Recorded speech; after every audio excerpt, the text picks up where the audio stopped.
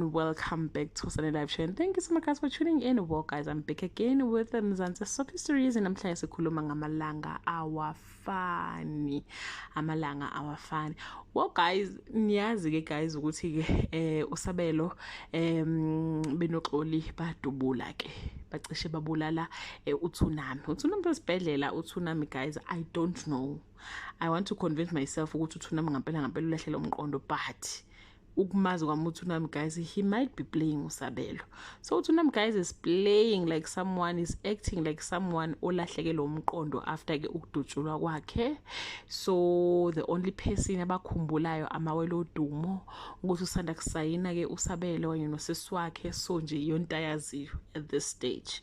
So uSabelo uzohamba umvisitha ke akuhlayina yakhulume naye amtshela uSabelo ukuthi hayi no mina bakusukela wena bathi wena ungibulale ungidubulile ayibunge kuzuyenza into leyo, mina nje ngidiphende kuwena, so ngifuna ukuhamba ngohlala nawe wena nje la kwakho ile ndawo esafe, iphela kwendawo esafe compared to zona zonke lezi ezinye. So uSabelo guys is trying to play ukuba clever. Usethi ke kuThunami no Thani ke no akasho ukuthi Thani uthi uSicalo uyena umuntu ke okudubulile and ufuna ke ukuframe mina.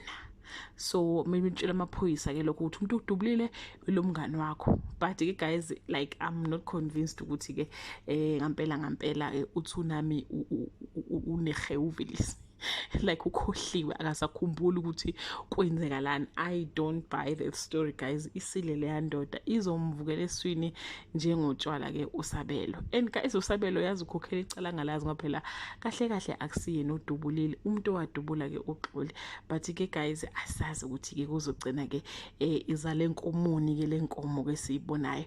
That brings us to the end of this video. Leave a comment below and share your opinion ukuthi ucabanga ukuthi uThunami ulahle umuntu ngempela noma ke udlala amakhadi akhe lapha yana.